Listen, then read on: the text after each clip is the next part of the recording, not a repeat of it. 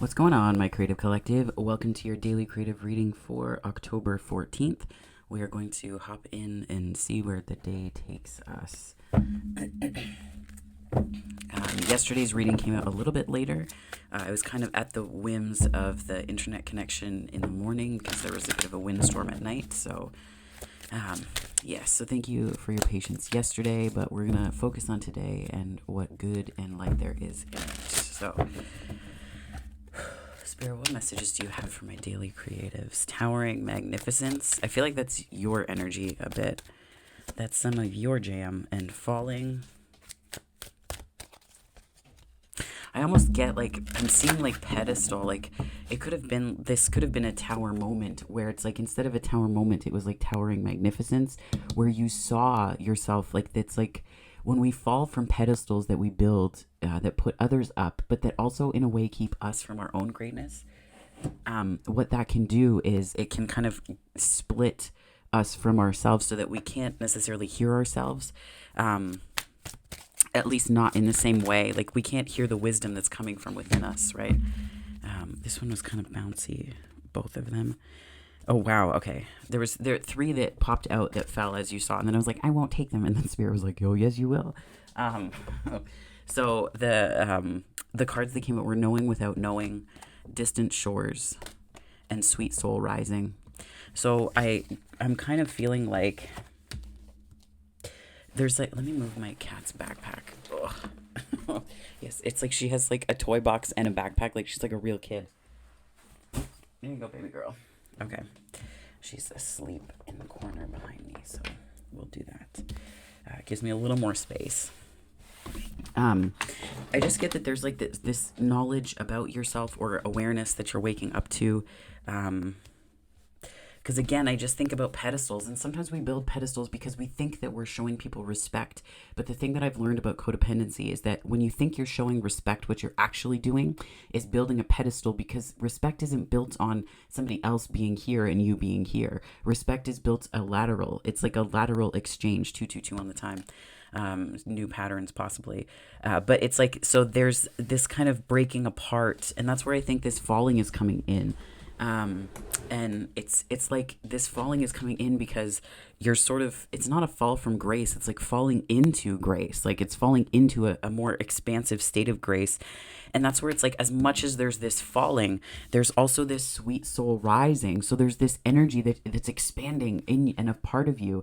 And then there's this distant shores card, which then states, like, to me, energetically, what's coming through is there's possibly a horizon that you've had your eyes on. Could literally mean travel. But it's like a horizon that you've had your eyes on. That there's like this depth of knowing, right? Knowing without knowing, claircognizance, which is one of my clairs that's quite strong. Clairsentience, claircognizance, clairaudience. But claircognizance is like this knowing without, could be clairsentience too.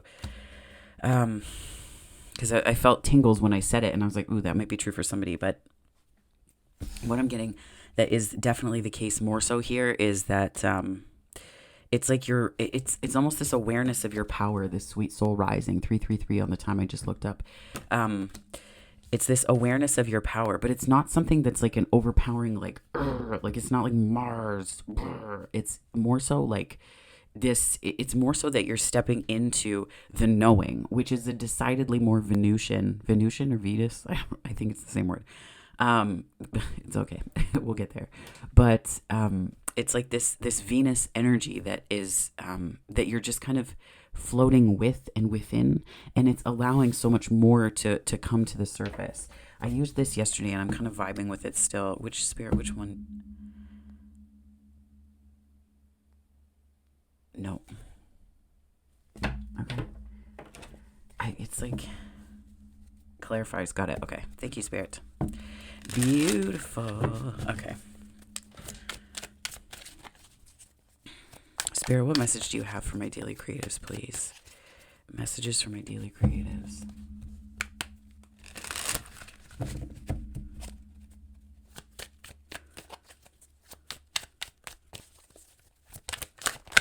Whoa. So the call to adventure is the Hierophant.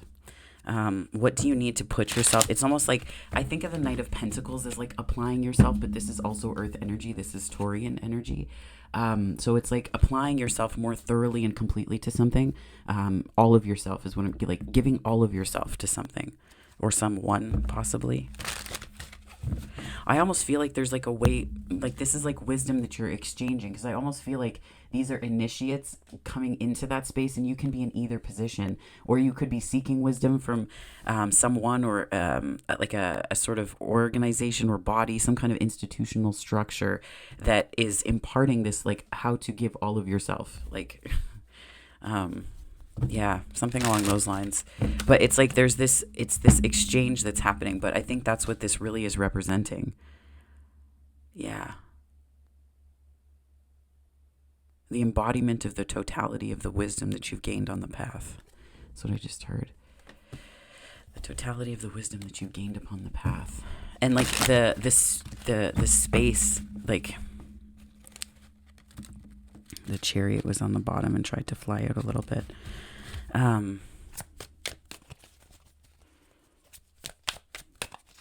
The spaciousness of the Hierophant within you, like, or the spaciousness where it exists. 9 of Cups. It's almost like to know yourself is to know your power, and I feel like that's this pedestal energy where it's almost scary. Like, it's kind of scary, right? I was watching the writing challenge by Hay House, and one of the things that Kelly Notaro said was like, when you fear success, it's not just the fear of success. I actually wrote down notes that I will now share with you, because of course I did. If it's not written down, it's not real. That's the ADHD rule, and it's just a good one to abide by, but not to be bound by. But anyways, so it's like fear can show, where is it here? It was just basically talking about how fear of success isn't just fear of the success itself. It's about like, it's like here it is. What will or who will change in your life if you became a published author? That's my thing, right? That's my big thing. And it's like, it's not to come from a place of like entitlement or anything like that. Like, I'm going to be so much better and like things have to change. No, it's like your schedule's going to have to change. Your priorities will shift because, having written my master's thesis, I know like, it's like, that was like a whole process, and there was a prioritization where it was just like, there's a joy of it when you're writing for yourself as opposed to writing for school, but that was still a joy to write. I'm not gonna lie, even though there was dense theory in it, but still, it's like that process. It's like there's a fear that isn't just about this success or the recognition that you get afterwards, because a lot of the time you don't do things like that for recognition. You do it because you want to, and it's fulfilling, and it also taps into gifts that you have, right? But it's the reason why I mentioned that is it's almost coming across as like this way of like your success, like your fulfillment, things that fulfill you. It was almost like there was sinking deeper into something. This is so interesting to me, the way that it's coming through, because the cards are quite in alignment with this too. But it's just this like sinking deeper into something, right? And I think that that's also true. I'm Saturn retrograde. I don't know why that's quite loud right now in my mind. I'm hearing it. It's like Saturn retrograde. There might have been something about the Saturn retrograde that had your efforts kind of frustrated a little bit. And that tends to, people think of that in terms of like, that's Saturn's jam. But it's also sort of archetypally speaking, Saturn can also be the loving disciplinarian. Saturn can also be a loving parent, right? That creates structure for us. So it's like letting Saturn be... This is so letting Saturn be like your daddy. Oh God. Anyways. It's funny. Okay. But no, what I mean by that is just allowing it to, and I say that playfully, but it's just like allowing Saturn to be an educator or an education, like a teachable moment for you, as opposed to a frustration energy. But I feel like that's sort of this like tension that was existing because there could have been pedestals and possibly codependency, right? Because I think too about knowing without knowing, and how often for codependent people, for those of us who are like recovering from that, because it is something you've got to fucking recover from, right? Like it's like it's very much part of the step-by-step process, but It's like knowing without knowing. How much of this knowing was your intuition, and how much of this knowing was intuiting other people's behaviors through the lens of how can I protect myself? And that's the difference between when you start to do healing and when you have experienced things that have caused trauma and it gets locked in your body. It's like there's a survival intuition, and there's like intuition that speaks to you where you are. And it feels different. And I can attest to this. It feels different, right? My intuition works very loudly through dreams now, and in different ways. Like, and as different, depths of healing, as you hit those different depths of healing, what ends up happening is you reach this place within where your intuition gets louder, but it's soft. It's soft, it's compassionate, it's empathetic. And even when people haven't shown you those things, your intuition is actively showing you them for yourself. And that's how you kind of pave the path for yourself. That's almost like this opportunity to pave a path. I'm going to put that here because that's, hey, 2 of Cups and the Hermit. I'm going to put, and 6 of Cups. What are you bringing in? Daily creatives. Darn. Okay. I'm going to set these as an aside onto this, like, could become a tower if it goes unchecked. Too much joy. Well, I don't know. No, I'm kidding. Part of this refusal, though, it's almost like a refusal to see your worth. Like, this is like, it's supposed to be a wish fulfillment card, but it's almost coming out in the reverse, intuitively speaking, where it's like you're, arms crossed. You're like, no, I see these cups, but they don't mean the same thing. And I'm like, that's where this refusal, right? And that's, again, I said the Knight of Pentacles, slow progress, right? Like that, applying yourself. And I think that you can't see the path because you just have to apply yourself and trust. The Knight of Pentacles, to me, slow application of processes or procedures or whatever, is also a little bit about trust, because to be steady on your feet, you have to trust yourself, right? You have to trust yourself. And how do you trust yourself? How do you know when you have enough information to trust yourself? Well, it's not based on information. It's based on how well you know yourself and what you're capable of, but also how effectively you've done things in the past and what you've done to build trust for yourself within yourself, right? So it's a relationship that you have with you. And I feel like that's what's coming through here, is like maybe sorting through some of that, working through some of that, seeing some of that. The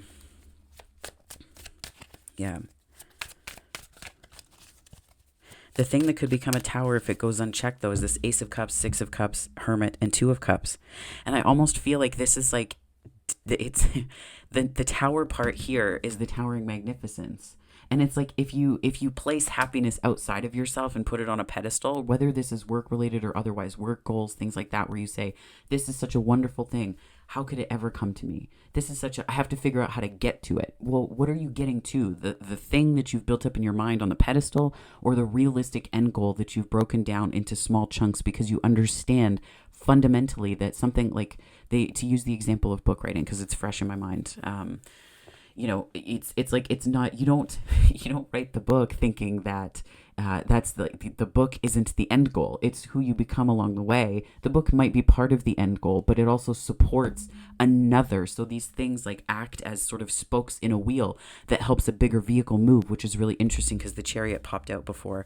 And the Page of Swords is more writing. I could be talking to writers. I don't know. And there's the Tower and the Magician, which is hilarious to me. And there's the Chariot. Fuck. Oh, Spirit, I love you. But that's where I feel like this is what's really loud to me here. Towering magnificence. Isn't that just the truth? When you realize your power, isn't that a tower moment? Like just the de facto tower moment, like the defining tower moments that we experience. Oh, that's hilarious. I'm going to set these as an aside here because I feel like I might return to them at some point. And could be, aside from writing, like literal writing, this could just be you in a place of realizing your own power, right? You're rewriting the story mentally or perspective-wise that you've been told about yourself, which is like, what a better thing to do, right? Like, it's instead of balancing these different perspectives, perhaps, small fish in a big pond, Page of Cups, like, thinking about it in terms of what you have to offer, as opposed to, and also receiving, right? What other people offer you and being open to that, as opposed to balancing these perspectives that you didn't take on, but that you had to value because of perhaps survival, because of what I saw kind of blip out here. Spirit, yeah, and there is the 3 of Swords on the bottom. Very true. So, Spirit, can you tell me a little bit more about what the protagonist energy is here? Who are our helpers? What's the helping part? The Queen of Wands and the Lovers. Okay, so I don't do the daily creative readings for relationships, but it's really, there are some cards in the tarot that do say that relationships are either auspiciously close. It's signs, right? So among them are the Two of Cups, the Six of Cups, the Ace of Cups, and the Lovers, and also the Hierophant if we're talking more commitment. But I feel like there needs to be more here. Also the Chariot, which is also here. So there's that. But what I think this can also be an invitation to is a journeying deeper within yourself. Journeying deeper within yourself. Your best friend right now is your passion, your creative fire, your choices, the choices that you make in search of or in connection to or with the creativity that's within you, but not just the creativity in terms of making art. This is you being a work of art. Right? This is your journey being a work of art that can go on display, not because you create this performance out of it, but because of who you are. And that is the most empowering thing. That is the joy. That is where your power comes from. And I think that it's remembering, and that could be this Six of Cups here, is the partial remembering of your power. Remembering the power of your heart center, remembering these things, because when you disconnect from them, that's where we need pedestals, because what pedestals really do is remind us of the power that we think that we don't have. So we revere it in other people and see it out there because it's a reminder that it exists. Because if we forget it altogether, how depressing that would be, how sad an existence we would have. So we tend to put the pedestals up because it's still a way of us keeping that same hope alive in us when we are unwilling to or unable yet to recognize it, right? So the pedestal piece that's coming through here is like where you take whatever idea or person or yourself even off of a pedestal, your best self, right? Sometimes you can put that way out there and up there and say, well, that's just outside of my reach. And I don't think that that's the case, but there's something that you have to choose about this. There's something that you have to choose about this. This one's really loud. I'm just going to clarify that. The choice, right? Like, what choice is it?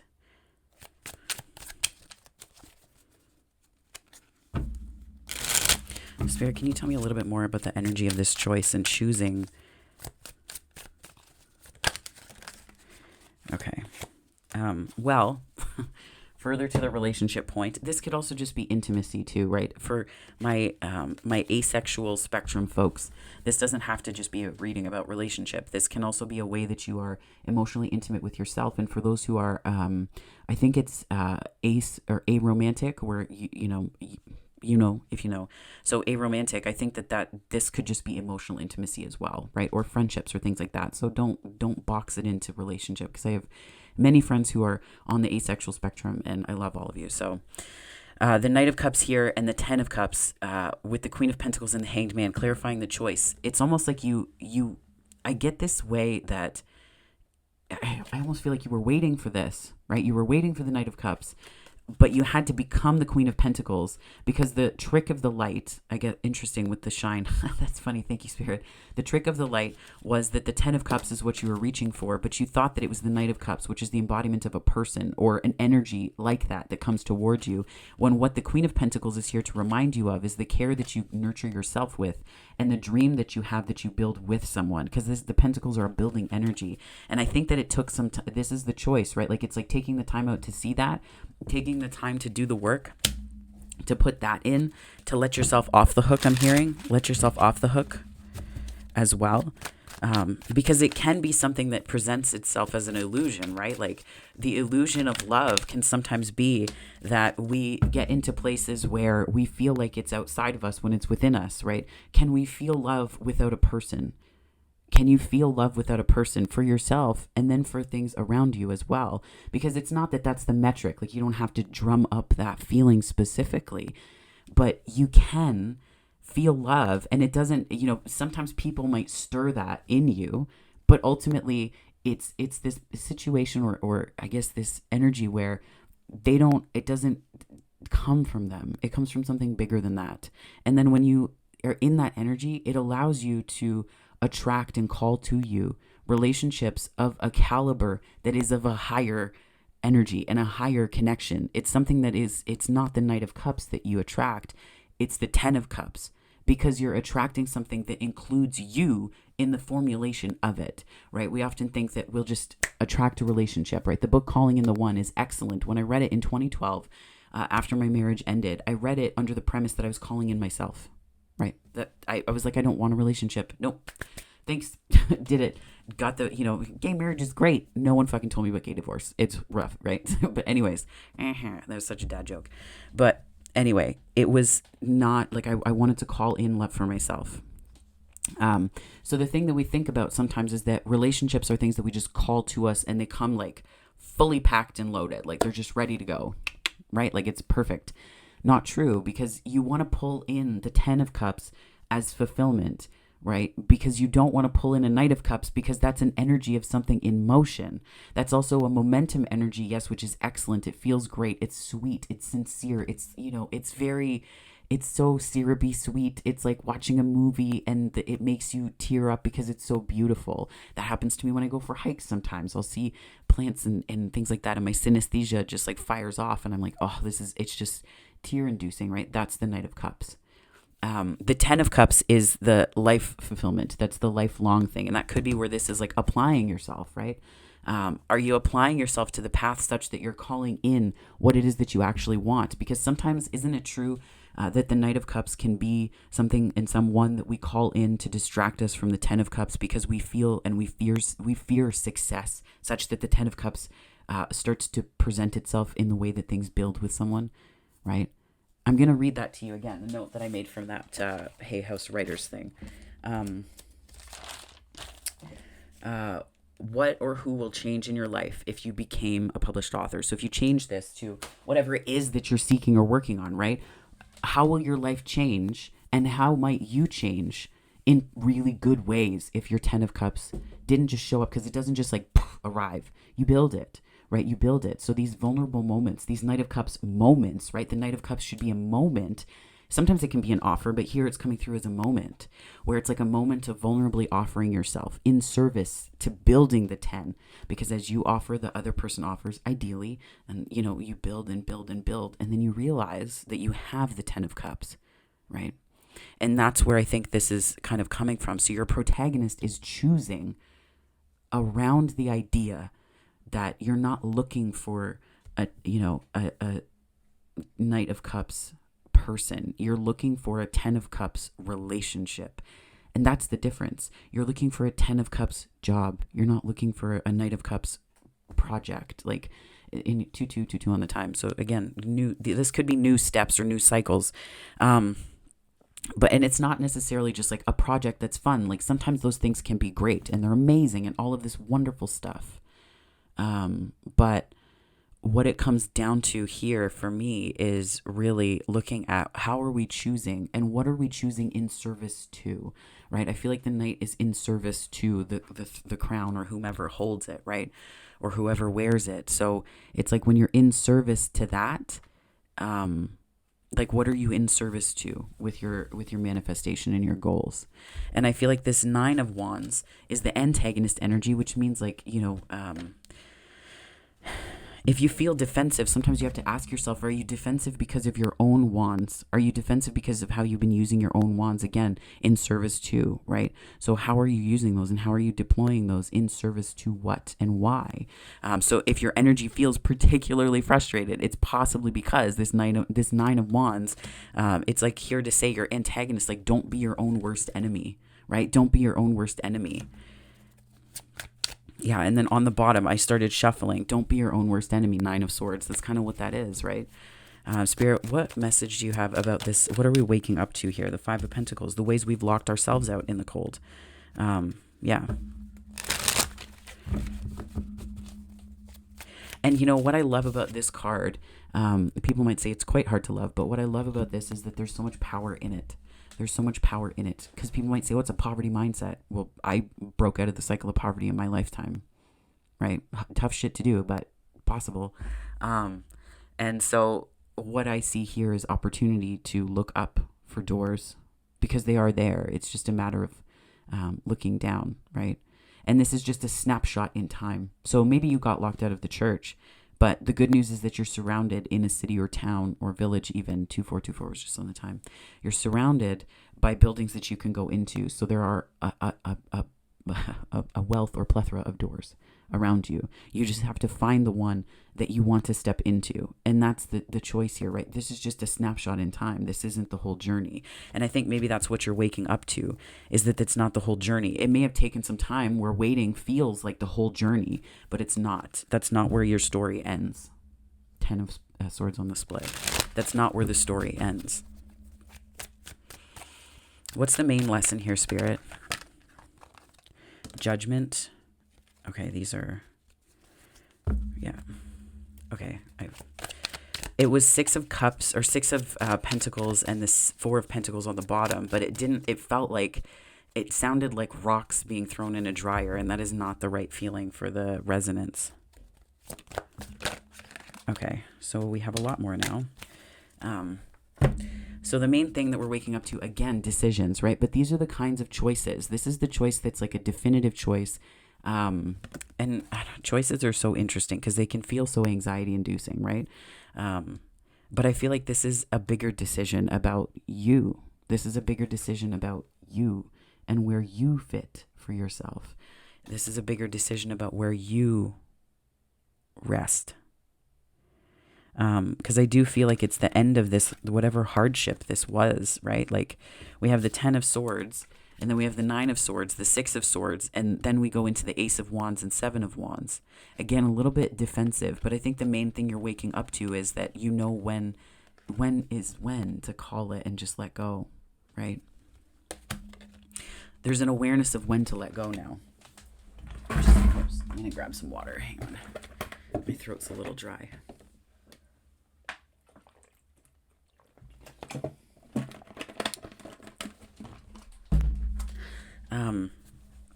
It's knowing when to say when. And again, it's all in service to something, because this angel is in service technically to spirit, right? In service too. So it's like, how are you, and you know, are you in service to pedestals that you've created that keep your goals or your light just out of reach? So that you're always accomplishing something, you're always doing something, whether it's moving towards or away from something, whether it's, you know, facing the chaos in your mind, and or whether it's processing pain. But like these are not necessarily the best uses of your wand energy. And I think that's what this overarching lesson is here, right? Now together, the 7 of Wands and the Ace of Wands make the 8. It was obvious math, but well, maybe not obvious. Or sorry, 7 of Wands. Yeah, 7 and 8. Whoa, I had a moment. That was deja vu. Sometimes that happens. I've often wondered whether deja vu is like when people say at the end of their life, things flash before their eyes, and it just ends up being like this reel of like the banality of deja vu moments that happened in our lives. It's just an aside, but the 7 of Wands and the Ace of Wands. So together these make up the 8, which is to me is like momentum forward and movement forward. I think that you may have to work a little bit to trust the success, because this is also, if you take the Ace here, you're holding your Ace. You're holding the Ace. You're holding whatever fire it is that you love, adore, cherish, whatever, what have you. And it's also just that fire within you that burns for something more, be it in a relationship or a person. It's like holding a candle for something, but you're realizing that holding a candle puts you in a kind of specific position towards the success, the 6 of Wands that you're seeking. So if we break it down like that, then we separate it, right? So you split this away, and then suddenly it has the opportunity, or has the ability to become forward movement, because it's now the 8. So the lesson here for me is taking the inspiration out of the equation of success, and don't look at it in terms of the success of something. Look at it from the perspective of fulfillment of something. Like, how fulfilling will this be for you? Because when you have to apply yourself at length to anything, you know, I say this having been married and having done a master's degree during a pandemic. Like it's, you know, all of these, you have to apply yourself day after day, right? You wake up and it's 4 o'clock in the morning and you realize you're like, well, I could lay here and think about things and not sleep, or I could get up and write my thesis, right? Like that kind of, there's an internal momentum. And that's where when people experience burnout, that internal fire, it just disappears. It kind of gets stamped out, like, and not completely, but it almost turns to like a pilot light as opposed to a gas fireplace that you can control the size of the flames of to then manage the heat and how it generates more light for the home, right? So it's like this energy. And I think it's like you're using your energy more in service to your heart center, and or there will be opportunities to do this because we do have two aces here. We have two aces here. But I think and I want to say like, but it's your choice, and it is. But I feel like with the tower energy that's here, it's like things are going to move forward, and it's not like with or without you. I think that the equation includes you, and it's going to be a situation of like recognizing your power sooner than later, because maybe you've been denying it, right? I've been experiencing this kind of low key tower moment myself, where it's like there's so much power that I had that I wasn't ignoring necessarily, but it is scary when you realize your power. It is a little bit scary, and I had, oh my God, I think it was the Virgo reading. Oh my God, that Christina did for that Sassy Scorpion Tarot page, where it was like, I was like, oh, my ass just got handed to me, in a good way though, not like in a bad way. It was very straightforward. I was like, I almost felt like I was like, no, I wanted to like close the blinds and be like, bleh. No, that's my habit. That's my thing. Like in terms of just a coping mechanism, which is funny, but I don't know how she like sees through shit. I'm just like, man, like I can't, like, fuck. I show up at the doorstep for those readings and I'm like, well, I'm going to be seen right through, so I might as well just strap in and take notes, which is a good thing and a sign of an excellent reader and person. So, yeah, but I think one of the things that came to mind through that reading was just talking about busy and like being busy, like what's like for what, why, like what, and not necessarily busy to just like run from things or things like that, but it's to use your energy in one way so that you don't have to use it in another way because there's nothing left in the tank, right? And I think the Chariot is here in a sort of vehicular format to say something about being left in the tank, about what's left in the tank, yeah. And I think that this is kind of like an invitation, right? And it feels like I'm getting all like vulnerable and it's my Aquarian parts coming out where I'm like, oh, this is overly effusive. I'm kidding. But in terms of recognizing your power, it's not just seeing it mirrored. It's seeing all the things, that Rumi quote, right? Like all the things that you did that placed yourself away and apart from that which you are. Right? So it's like these pedestals, towering magnificence. Oh, isn't that such a, like, let the pedestals be for things like the CN Tower. I've never been to the top of it, even though I'm like born in Southern Ontario, so that's fine. But like, never been to the top of it. If I do, I want to do like the walk around the top. You can do like the walk, the CN Tower walk. I want to do that. Some people be like, I want to have a dinner there. I'm like, I want to walk around outside in the blowing wind and freeze and see for miles. But it's let the towers that fall. If there's pedestals, let them be buildings. If there's towers that fall, let them be epiphanies that open up so much more of your heart space, right? And when we create these constructs or ideas of success, then they are sometimes goals, but they are also kind of sub-ins for the ways that we codependently keep things outside of ourselves and exist in this third party state. We're on the lookout all the time, right? Like, I've been cheated on before. I get it. Like, you're on the lookout all the time for these like things that will third party you, but then you don't realize that your own behaviors are the source of that makes it so that those kinds of people get in the first place. And sometimes you can't anticipate that shit. Like, you just can't, right? You cannot. So that's not to victim shame or anything like that when it happens. But that's just to say that like there are certain behaviors that in the instances where that happened to me, I had to look at the behaviors that I knew something was off and I said nothing. And I knew the quality of the relationship wasn't working. And I knew all these things. So it was about accountability as well. But this pedestal is so freaking loud. Like, and that's where it's like, even when you know specific things, you're like a high priestess inside. Like, that's like, yes, you're like right there. Right. And but you can't act upon, you can't be in the chariot, in this glorious magician chariot energy, because it's almost like you show up feeling like you're a beginner to everything because there's something that you just don't know, you don't have. But the point isn't to have or acquire the thing. It's to realize that you are that which you're seeking. And that comes back down to the love that we talked about at the beginning of this reading too, where it's like we seek love outside of us, but we forget that we are the same love that we seek, which changes the kind of like the game of it. I hate to think of it as a game, but just to use a turn of phrase, the game of it, because then we engage with it completely differently. We show up completely differently, right? We don't show up looking for a Knight of Cups. We show up understanding that those are moments that build a 10. And when you're looking for a 10, when you're looking for that 10 and not looking like as in like your antennas are out and you're like, like there's this computer, this computational process, this algorithm that's working inside this robot where it's like going down the street like a friggin' Dalek or something, right? Like it's not like that where there's like, you're sitting inside a robot on this keyboard and you're like, you look, no, it's about looking for it in terms of I'm open and willing to be loved, and I am ready and willing to love another person in this way. And I know that I can show up vulnerably. I know that I can show up in these different ways. And that is sometimes all that you need. It's not that love figures out the rest. It really isn't. Because you are love. It's not love as in something that's coming from outside of you. And even in healing processes where things suck, like, it's you come to understand that the healing that you've been seeking has been within you the whole time.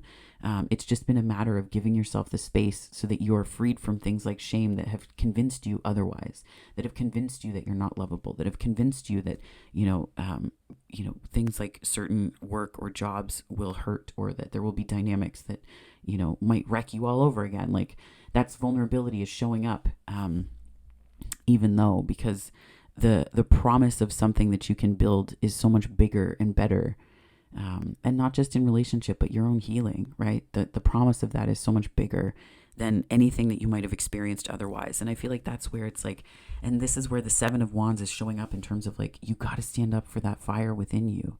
No one else is going to do it. No one else is going to pull the awareness within you to look at the ways that you've placed pedestals throughout your life. I'm thinking about the Super Mario World video game. When I was a kid, I used to love this. It would be like after school, get homework done, bam, right on there, Super Nintendo. This is ridiculous. But it's the levels, right, where he's climbing on top of these like platform mushrooms, and they're like the pedestals that you have to run along here and then jump up to this one and then jump up to the next one. And some of them sink down because it's the fun game, right? But how much like life is that, where it's like our conscious awareness, and then we step on a belief, right? We step on that platform and think that it's solid ground. We're like, fuck. And then we have to like jump to the next one really quickly. But that's how sometimes these things can work, and that's healing, right? It's just kind of ever unfolding. But you have to stand up for your fire first, because then you don't even show up to the doorstep of what you want at all. You just don't. And you can't, because when you're like, when the pilot light is all that's burning, you can't be all in for something because you don't have the capacity, and that's a need for healing, right? It's a need for healing. I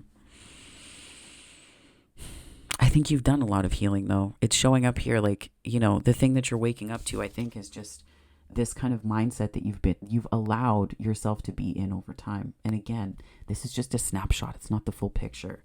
It's not the full picture at all. So I think it's just about allowing yourself to sink into that awareness. So we're going to pull from the combination of the Universe Has Got Your Back and the oh my gosh, I can see it's like escaping me. Super Attractor deck. I think it's the Super Attractor deck. Good Lord. Sorry, that took a second. I was channeling and then images were coming in as I was trying to say it. I'm like, what is happening? I knew it was happening, but... Okay, this deck is massive. But I love it. I was inspired by Sand Tarot doing this kind of thing with her decks. So... That's one thing I love about Hay House decks, is they're like the perfect size to combine a bunch of them and make super decks. Okay. Okay, so as soon as I choose to see the light in dark corners, I redirect my power toward what I want. And that's, again, this towering magnificence, right? Awakening to Spirit once said in there on her tarot channel that, the closer to the light that you get, she was reading, I think, the Kim Cran's book for the tarot decks, and saying, like, the closer you get to the light, the longer the shadow is cast, right? And that's where this towering magnificence is. The closer your light gets to the pedestals, it will look like the shadows are longer, but this is what the invocation is. As soon as I choose to see the light in dark corners, I redirect my power toward what I want. And this reminds me a little bit of Mars energy, so it could be to do, I don't know if Mars is retrograde anymore, probably. I feel like it is. Intuitively, yes. It could be something to do with that and understanding this pedestal nature. We all have it, especially if you've been taken to codependent tendencies. That is prominent, right? That can be a very prominent sign, and we don't even realize we're doing it because we're like, I just really respect and admire them. Where does admiration start? And this behavior of placing yourself outside of what you want begin, because sometimes that can happen, right? And nothing is more satisfying to, and I say this, it's a possible generalization, but that's fine.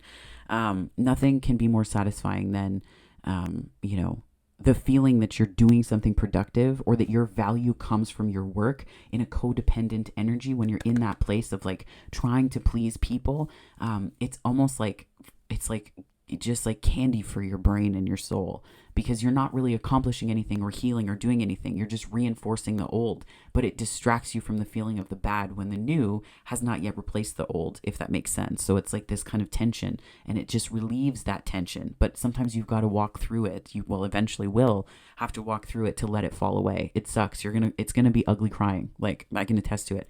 Ugly crying, not great stuff, but you meet yourself in those lower and darker places, and you are able then to commit to yourself that your path, your well-being, your wholeness in so many different ways. So true healing occurs when I give myself permission to feel whatever feelings live below the triggers, which is exactly what I just said. I didn't read these cards when they fell out, so that's perfect. I'll read it again. This is also, again, I don't want to say that anything with these readings is prescriptive, but it's a good idea. So true healing occurs when I give myself permission to feel whatever feelings live below the triggers. It's an excellent point. I feel like there's a lot of healing that's taking place, but just, man, like, give up the pedestals. You've got so much, there's so much that's possible for your life, right? And just remember this key thing here.